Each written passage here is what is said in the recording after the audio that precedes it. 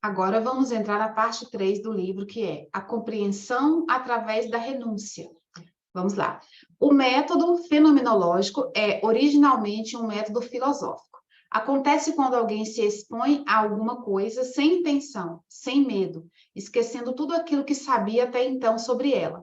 A pessoa se expõe a um contexto obscuro e, de repente, aprende a essência de uma coisa. Quando trabalho com uma família, exponho-me a ela como ela é, sem intenção. Deixa eu ler de novo. Quando trabalho com uma família, exponho-me a ela como ela é, sem intenção. Também sem a intenção de ajudar. E sem temer as consequências daquilo que eu digo ou faço. Frequentemente, porque me recolho, vejo de repente para onde vai. Mas, naturalmente, nem sempre também aqui permaneço limitado. Este é o modo fenomenológico de trabalho. Não se apoia em nenhuma teoria e tampouco em experiências anteriores, mas se trabalha apenas com o momento. Isso é muito difícil, porque a terapia é sempre um novo risco. Eu vou falar algo sobre isso. Isso aqui a gente vai aprender ao longo dos atendimentos. É claro que a gente chega no atendimento com o cliente, inicialmente, com medo de aparecer alguma coisa, a gente falar e ele ficar chateado. Ou, às vezes, a gente fica constrangido de tomar cuidado para que o cliente não se sinta muito exposto com o que aparece. Isso a gente vai aprendendo ao longo dos anos, dos atendimentos, a ficar neutro nessa questão. Quantas vezes eu já vi algo assim gigantesco e não falei para o cliente porque não cabia naquele momento, mas se eu fosse mais imatura eu teria falado. Então a gente vai saber isso na prática. Vamos lá.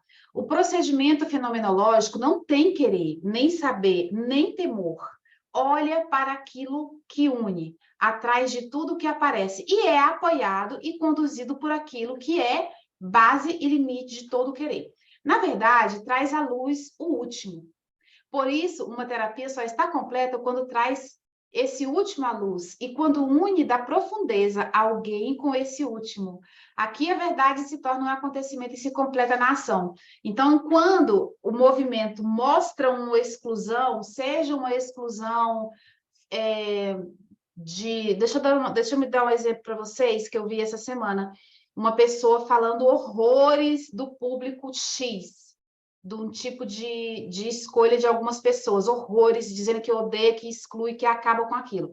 Então, futuramente, a geração dessa pessoa, ela tem filhos, precisa trazer à tona características daquele público para que permaneça. Então, aquilo que a gente exclui, volta. E aí ele está dizendo que a gente consegue ter a luz na constelação, por isso que a constelação, a pessoa não precisa sair aliviada, não. Se apareceu algo, e ela olhou e ela falou, pronto, aquilo já teve solução. Então, é muito simples. Vamos avançar. Psicoterapia científica e fenomenológica. A psicoterapia fenomenológica se encontra em certa contradição com a relação à psicoterapia científica. A ciência experimental quer descobrir através da experiência modelos reproduzíveis para que o mesmo resultado possa ser alcançado através do mesmo procedimento. Gente, olha que interessante. O pessoal fala, Cléo, mas a constelação não tem evidências científicas comprovado na ciência tradicional. Como que vai ter?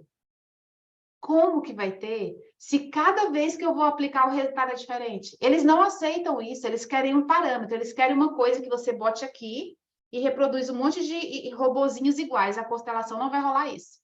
Vamos continuar lendo. Isso pode ser feito de modo relativamente fácil nas ciências naturais, alcançando através da mesma experiência, os mesmos resultados na alma, os mesmos resultados. Na alma, isso não é possível. A ciência natural é como se fosse uma receita de bolo. Cada vez que você colocar 3 xícaras, 2 ovos, tal, vai dar certo. Aqui não. Aqui, se você colocar 3 xícaras, 2 ovos, ele vai dar de acordo com quem está olhando. Então, ora o bolo sola, ora o bolo fica bom, ora o bolo vira outro bolo. Então, é nesse nível que a gente está falando. Quando queremos nos dedicar cientificamente à psicoterapia e pesquisar cientificamente aquilo que ajuda, então as experiências devem ser colocadas de tal forma que o elemento pessoal fique excluído. E o importante fique sendo somente o externo. Contudo, como podem observar aqui, o pessoal é o mais importante. Não é o método, é a pessoa. Não podemos obter nenhum resultado válido se não levamos o pessoal em consideração a essa parte. A psicoterapia científica é linear. Isso é, aqui atua uma determinada causa e ali resulta um determinado efeito. Vai fazer o bolo, joga no forno, ele vai dar certo. No nosso, não. Ele vai sair de acordo com quem está fazendo. A psicoterapia fenomenológica, ao contrário, significa que eu, como terapeuta, me exponho a um contexto sem intenção e sem temor. Portanto, também sem intenção de curar, por isso o terapeuta que quer perceber fenomenologicamente precisa estar de acordo com o mundo tal qual ele é. Não tem nenhuma necessidade de transformar o mundo. Ah, não. Eu vou atender essa cliente porque, meu Deus, eu tenho que salvar ela desse emaranhamento familiar. Olha que coisa horrível, a família inteira disso, a família inteira daquilo. Não, você não tem que salvar nada, você tem que aceitar como que é, tá tudo certo. Por quê? Porque você está vendo só um ponto. Se você subir, você vai ver que aquilo faz parte de um equilíbrio do sistema da pessoa, tá?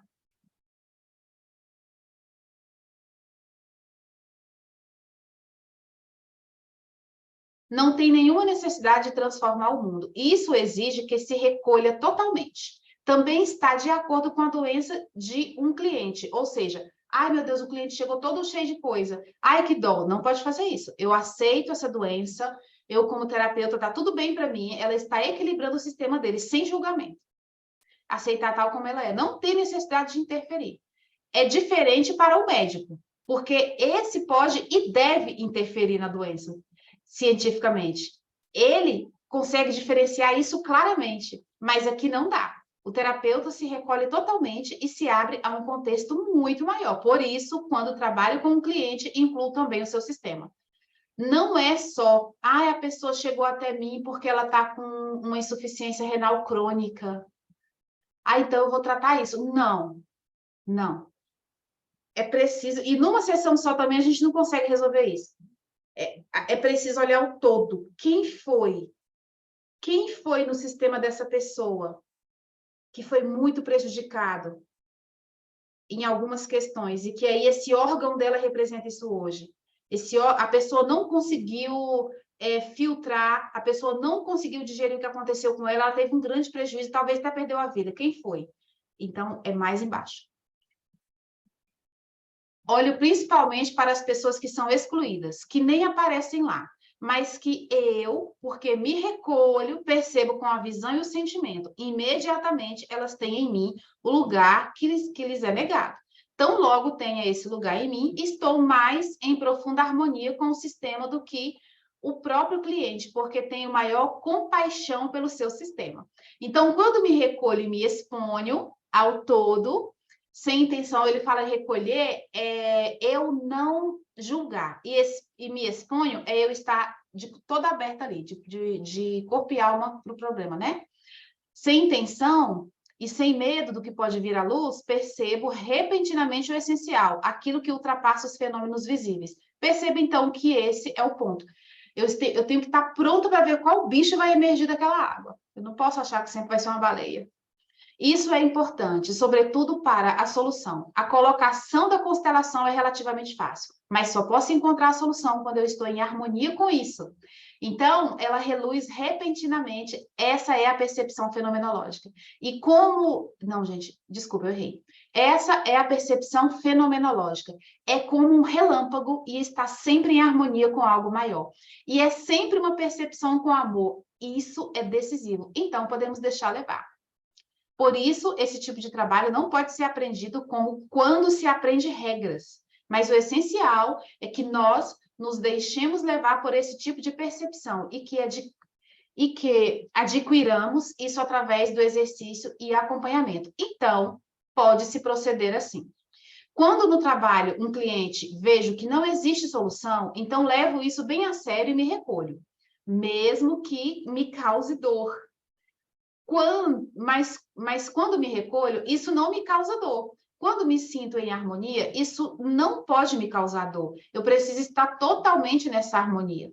Então, fico na minha percepção e não deixo desviar por nada, por nenhuma objeção. É claro que também cometo erros.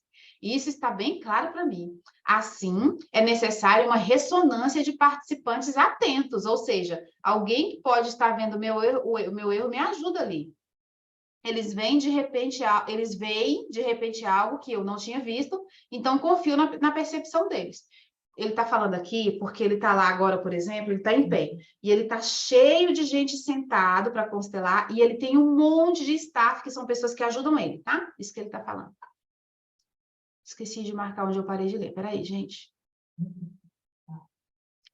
Contudo, quando um trabalho com o cliente, ao qual confronto até as últimas consequências em seu comportamento, e, por exemplo, se alguém se alia a esse cliente, por que isso causa medo a si próprio, se intromete e diz assim, não posso, está confuso, deixa eu ler de novo. Contudo, quando o trabalho com um cliente ao qual confronto até as últimas consequências do seu comportamento, e, por exemplo, se alguém se alia a esse cliente, por isso causa medo a si próprio, se intromete e diz que não posso fazer isso. Já aconteceu, ele estava lá atendendo a pessoa, e aí o outro falou, você não pode fazer isso com ela, você não sabe a história dela. Ele fala, oi? Então, não devo me deixar levar pelo seu medo, porque isso me enfraquece imediatamente. Então, ele tem que ter a postura de dizer assim, por favor, se sente que a constelação sou eu quem estou fazendo, não se intrometa. O terapeuta que trabalha assim é, no fundo, um guerreiro. Em seus livros sobre o indígena, Dom Juan Carlos Castaneda descreve de uma maneira excelente o que é ser um guerreiro. O guerreiro, nesse sentido, não tem qualquer medo do limite extremo. Do limite extremo, tudo pode falhar ou tudo pode dar certo, tanto um quanto o outro. Contudo, na prática, experimentei que quando um terapeuta vai realmente até esse limite extremo, geralmente dá certo, mas o risco continua. Quem se atemoriza perante o risco não pode trabalhar dessa forma. É, porque aí você vai dizer, não, por favor, se sente, quem está conduzindo aqui sou eu quero continuar. Se a pessoa vier discutir e você se esmorecer, não tem como, se você não tiver postura. Porque nas coisas essenciais, onde se trata de vida e morte, a decisão é sempre tomada no limite extremo, e não antes. Ah, não, eu tenho que ser educadinha, boazinha com a pessoa. Tá, o cara tá morrendo ali, eu tô num ponto crucial da constelação. Aí vem uma interferência, eu não vou deixar, eu vou terminar, eu já tô no meio da coisa, já tô no meio, não tem mais o que fazer, né? Nesse tipo de... Cadê? Nesse tipo de psicoterapia, o que vem à luz é, ao mesmo tempo, uma instrução para a ação a qual, talvez, precisemos nos entregar mesmo que não a entendamos. Porque o que realmente é e para onde conduz torna-se visível somente no final e não no início. No começo fica uma confusão, a pessoa fala, nossa, não tem nada a ver, mas no final fica tudo claro, sabe? Próximo tópico é a amplidão, que a gente vai falar. Lembrando que eu estou fazendo vídeos pequenos para não ficar cansativo para você. A gente se encontra daqui a pouco no próximo vídeo.